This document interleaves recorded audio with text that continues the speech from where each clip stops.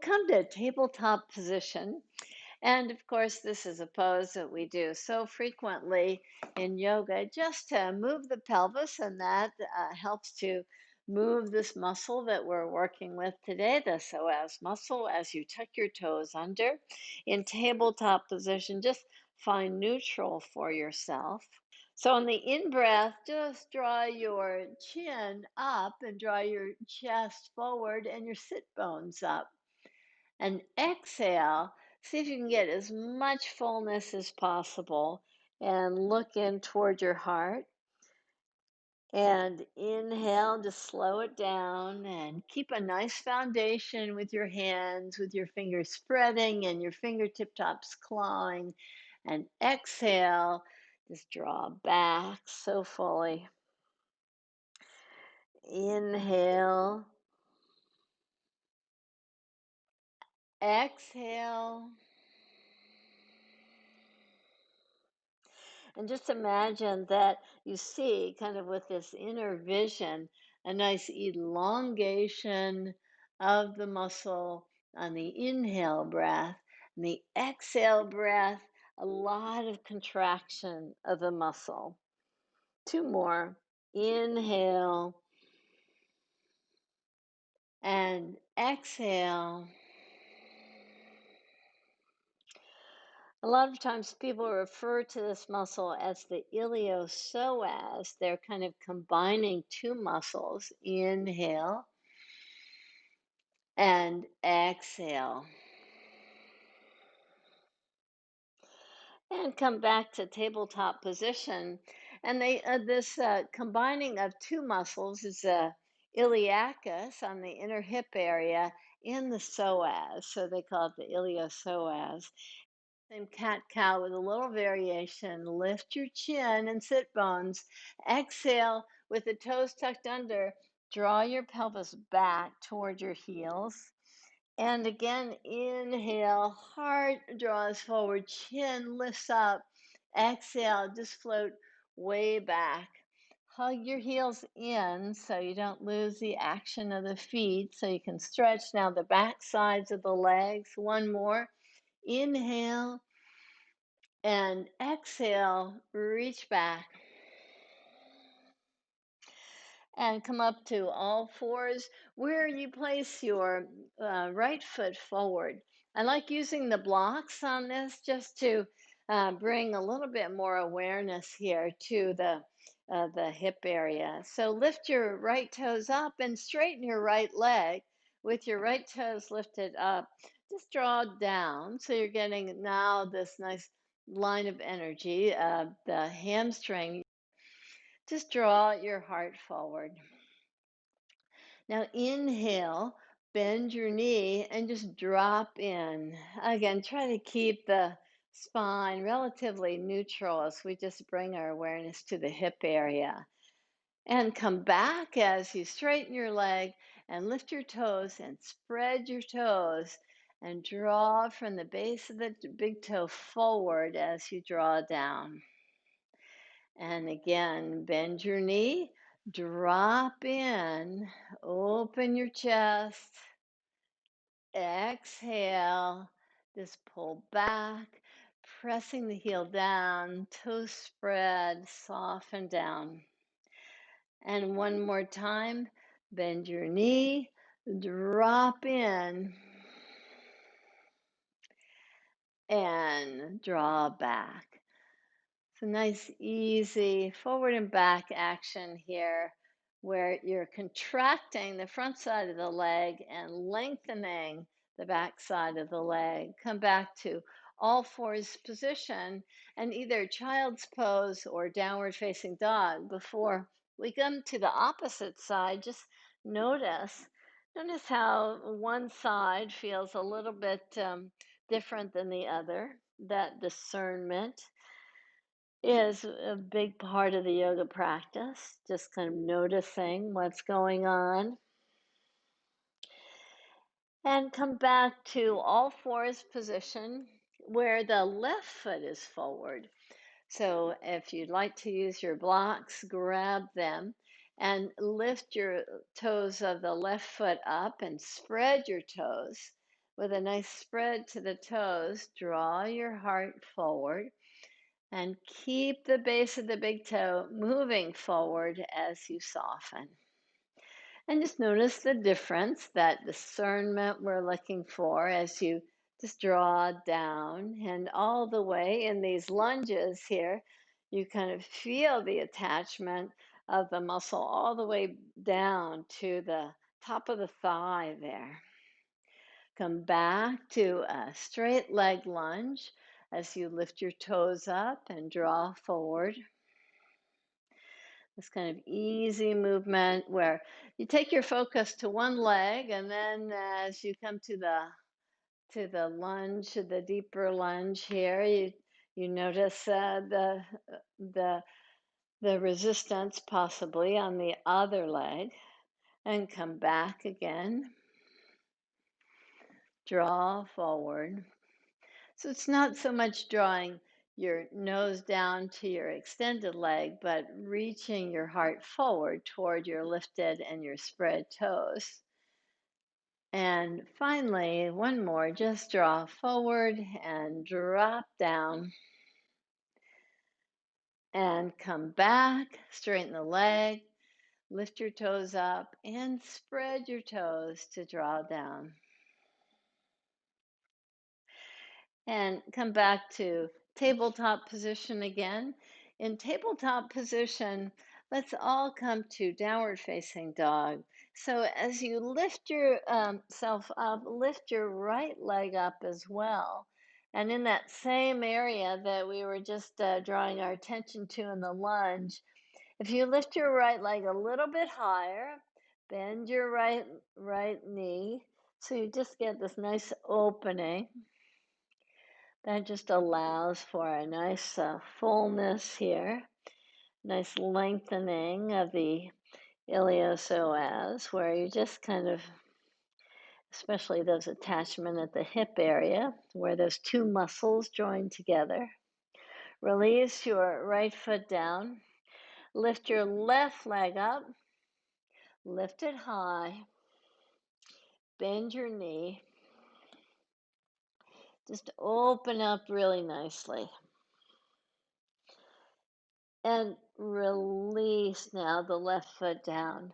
Walk your hands back toward your feet. Your feet can be nice and wide apart so that you can come into a squat position. And in this one, your heels can be up if you wish. Just bring your awareness now to drawing the pelvis down as you just soften. Just become a little bit more receptive here to this hip area. And as you're ready, make your way back to downward facing dog so that you can walk your way to the front of the mat. So as you make your way to the front of the mat, bend both knees, place your hands to the low back and lift yourself up, and just pause here for a moment in Tadasana. As you draw your breath in and out, see how you can refine your Tadasana. The standing pose is just a wonderful way to work on this muscle that we're focusing on today, the psoas muscle. It's this guyline. It's what balances you out structurally. On the right side, on the left side. Some people say, oh, one leg is shorter than the other. And so often that misalignment is caused by tightness of the psoas on one side. See how you can balance your weight evenly on your feet, how you can bring the breath into its fullness in your Tadasana. With your eyes bright, inhale, sweep your arms up and reach back. So you feel this nice length here, this length in this muscle that attaches all the way to the inner groin area. Exhale, lower yourself down and place your hands to the shin bones and just pulse. Inhale, lift yourself up just slightly. Exhale, draw maybe deeper. Two more. Inhale. and exhale. And one more. Inhale and exhale. Place your hands alongside your ankles to take your right leg back. With your right leg back, come toward a straight leg lunge. So straighten your left leg and just draw down. Inhale, bend your knee. Keep your back heel lifted. Balance yourself as you lift up. Exhale, take your hands down. Step the back foot forward. Place both hands to the low back with bent knees. Root down to rise up. Again, reach up and reach back with your hands nice and wide apart. Exhale, bend your knees to plant your hands alongside your ankles to take your left leg back. As you step your left leg back, slowly come toward a straight leg lunge. Just kind of guide your weight back toward your back heel. Now bend your front leg, balance yourself to lift up to come to a high lunge with your hands wide apart, with your fingers spread. Maybe you can even look up to the sky. Release your hands down. Step your back foot forward. Place your hands to your low back. Root down to rise up. Reach up again. Reach way back. Exhale with bent knees. Place your hands alongside your ankles and step yourself to a plank position. From plank position, spread your fingers, claw the earth, draw your heart forward, and lower yourself down. With your hands alongside your ribs there, come to your fingertip top position and take your hands a little bit wider off the mat so that the hands are now right under the elbows. On the in-breath, this drunken cobra, we call it. So you just kind of rise up and you just kind of move the upper body with the fingertip tops pressing. This kind of version of cobra where we're just trying to get the shoulder muscles prepared for just a little bit of back bending here.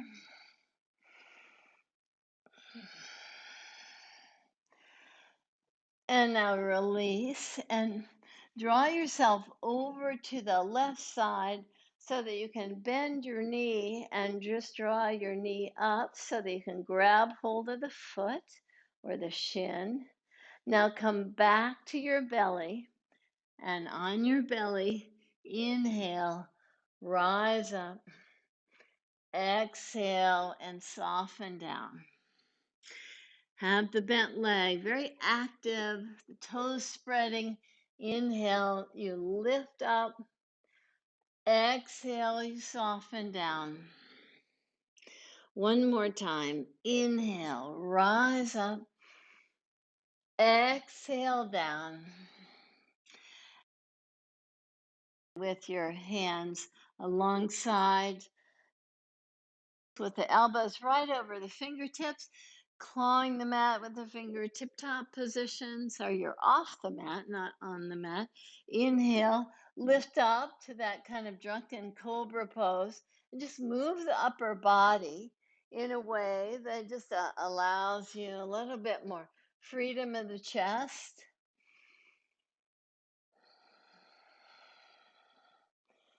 And release down so that you can extend your right arm to roll over to your right side. Bend your left knee. Find your shin or your foot, the top of the foot. Roll back over to your belly. And on the in breath, just lift yourself up.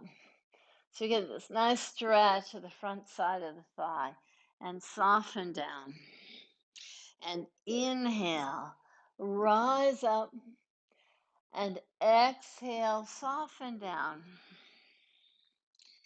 And one more time, inhale as you lift up, Exhale, come down. Take your hands alongside your ribs and come to tabletop position with your toes tucked under. Draw your pelvis back and just get a little bit more weight toward your feet so that you can just enliven the toes here. So that as we start our standing poses, you have this nice spread to the toes for a very solid foundation. And inhale, come to tabletop. Step your hands one giant step forward. Lift up to downward facing dog again. And in the same way that we did earlier, on the next in breath, lift up your right leg. Lift your right leg higher. And now that we did those repetitions here on our belly, holding onto our foot, as you bend your right knee, see if you can open up even more. Maybe you were able to influence that psoas muscle in the last stretch here. Release your right leg down. Take your left leg up. Lift it high. Bend your left knee. Just get this nice opening here. A nice lift to the armpit. And slowly, slowly release your left foot back to the mat. Walk your hands back to your feet to come toward a squat pose. Your version of squat pose that works nicely. Walk your hands forward to come through downward facing dog, to walk to the front of the mat. Place your hands to the low back and rise up. So now with the spread of the toes that you did, you can take a wide stance and see that your foundation is very solid. So from that solid foundation, place your hands right at your hip points and draw your elbows in toward each other. This is a way to open the front body, all the way from T12 down to the pelvic area. It's amazing how much area this psoas muscle that we're working on influences. To just understand the influence of how this muscle affects the spine and the pelvic movement, just allows us a little more richness in our understanding of the yoga postures that we do. So these yoga postures that influence those attachments to the spine and to the disc include these side stretches that we always do. So turn your right toes out, bend your right knee, inhale, sweep your arms up, and get a nice length here in the spine first. Nice engagement of the arms, a nice toning of the arms by spreading the fingers. Drop in a little bit deeper. And on the in breath, just draw the forearm down and sweep the upper arm over your head. So you get this nice feeling of length from the pelvis to the fingertips, out through the crown of the head. Now inhale, come back to the pose we were in, Virabhadrasana 2, and sweep one hand back. So now you get 2 for 1 here. You get a nice stretch to both sides. Take your gaze up toward your fingertips and slowly release. Now keep the legs nice and wide apart, but this time take your feet parallel and check to see that the feet are parallel. Turn your left toes out. Sweep your arms up. And again, just check in on the tone of the arms, muscles of the arms, with the fingers spread, bend your knee, drop into the pose. Have this nice fullness to the chest. From here, take your forearm down and sweep your arm over your head for a nice length in the pose. this action of the breath, this action of stretching these side muscles, just allows again for us to kind of get in touch with this psoas. It allows us to just to explore the length. And let's work the opposite side now as you lift up and reach back in Virabhadrasana 2. Again, just explore how the breath can expand through the side body. And inhale, rise up. Release your hands. Parallel your feet. Let's come down to lie on our back with your knees bent. And one of the things about protecting the psoas muscle is like the way we lie down. And I know the way we get up from lying down, we take a lot of attention to. I always say, use your arms to lift you up.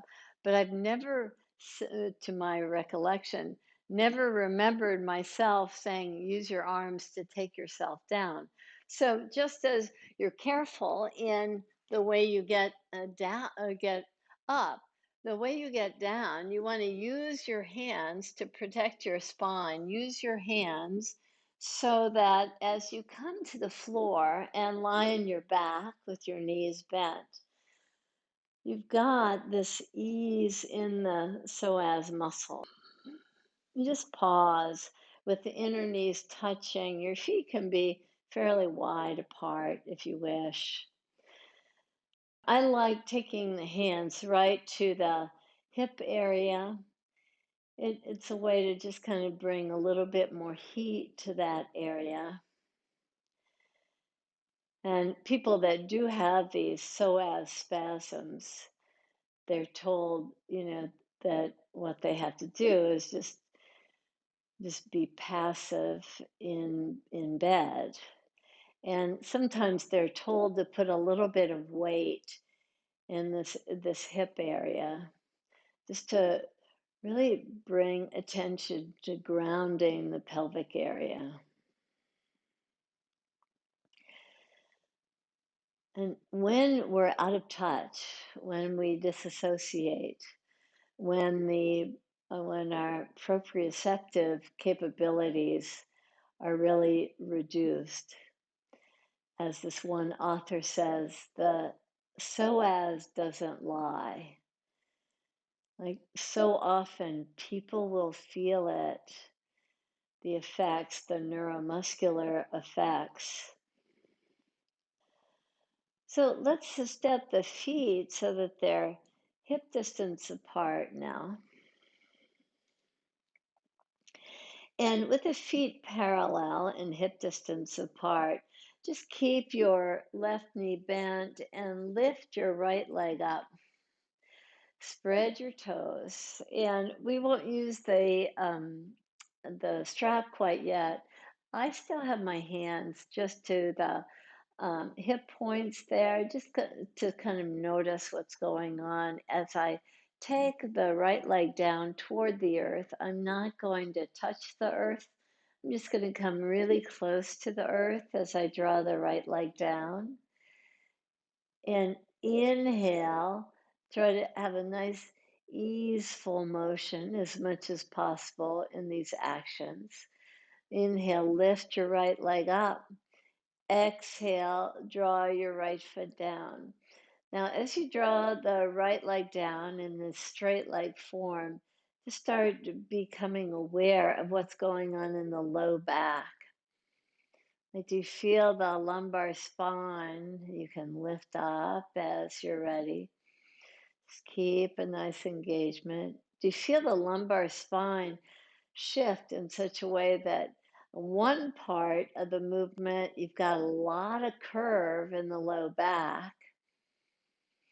And in another part of the movement, it feels like there's no air, no light between the low back and the mat. Do two more here. Just draw the foot down toward the mat. And inhale, lift your foot away from the mat. And one more time, draw your foot down to the mat. And lift your leg up.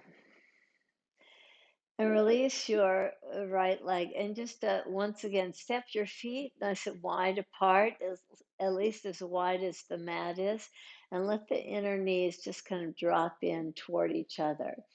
And maybe you even feel like I can feel a little heat, like one side is a little bit warmer than the other, showing me that really brought a lot of blood to that area just through that simple movement that we did.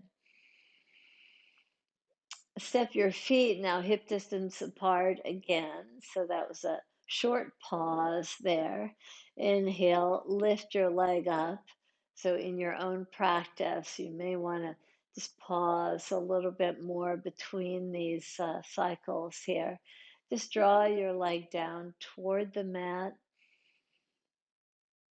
And start to notice now that we're working on a different leg on the inhale, you lift up, how each side is so different.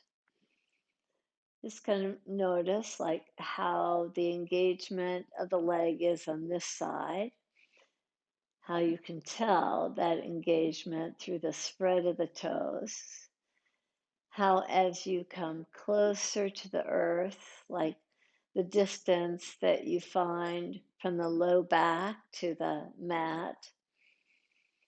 And what happens when you lift it up? Is there still curve? Just keep a nice, easy movement. When the leg is almost parallel to the floor, that's when you get this nice extension here. And do 2 more cycles here, oh so slow. To get to a muscle like this that is like so interior, it's totally different than when you're working with like a bicep or something. Like you can kind of, just because the tendons attach in a different way, like in this muscle, where the muscle is attaching to each vertebrae of the spine there, each disc even, it's very subtle, except when you've got issues like a spasm in it, not so subtle at all then. And inhale, last time, lift your leg up and release down. So as you step your feet really wide apart again, let the inner knees just collapse in toward each other and pause here. Just kind of notice what's happening here. Maybe you do notice that muscle just create a little heat here in the pelvic area.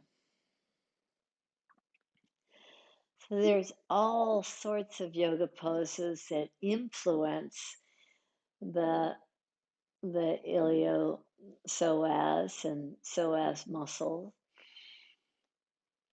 including twists. So keep your feet nice and wide apart, but take your knees wide and draw your knees over to the right side and reach your left arm up and over your head. Just stretch as long as possible so that all the way from the pant leg crease there to your fingertips, you feel this nice line of energy. Press the outer edge of the right foot, the inner edge of your left foot, so your feet are active too. Inhale, lift your knees up and take your knees to the opposite side. Just let them draw easily to the side as you press the pinky toe side and the inner big toe side. Lift your right arm up, reach it. Get this nice fullness to the side body.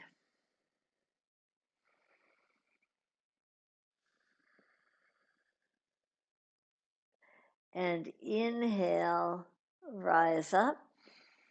And come to the opposite side one more time, twice. Reach your knees over to the side. Keep your feet active so the legs are toned even as you reach your left arm over your head, and tone the muscles of your left arm by spreading the fingers. Inhale, press your feet down to lift your knees up. Release your left arm and take your right arm over as you take your legs to the opposite side. So you have to slow these movements down so that you can engage. It's one of the reasons why I like alignment-based yoga practices. When you're moving really rapidly, like some styles that just flow constantly, it's a little bit more difficult to keep the attention to the fullness of the breath, to massage and elongate the muscle of the psoas. You have to give the muscle some ability to respond to the position you're in. Otherwise, this lack of proprioception or this disassociation occurs. Come back to the center and step your feet hip distance apart. Take your right leg up with your left knee bent and take your strap if you've got it. And we'll just quickly, well, not so quickly, but we'll just do a short stretch of the right foot to the right side with your right hand holding onto the strap with your left foot on the ground so that you keep this nice alignment that we've been working on in the pelvis. So if you feel like your right pelvis is a lot lower than your left, then you've gone too far. See if you can keep that alignment. Inhale, lift your right foot up. Take the strap in your left foot with your right knee bent. Lift your left foot up. Hold on to the strap. Draw the left foot to the left side. Keep rooted to the right foot as you draw the left foot over.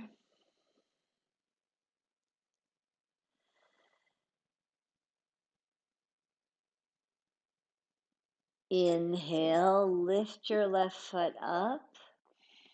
Exhale, bend your left knee. And ensure that the pelvis is very firmly rooted to the earth. You can let your inner knees just collapse in toward each other to take the psoas to that nice resting position if you like.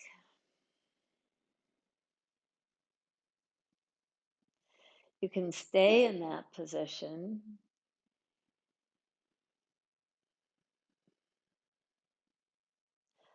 Or if you wish, you can straighten your legs. Just let the legs be very heavy. As you lay in shavasana, allow the breath to be very free and natural. Shavasana is the pose that allows you to assimilate the actions in the practice. If you're able to spend a few moments in shavasana, please do. If you have to go on to your daily activities, please move on to your day. Namaste.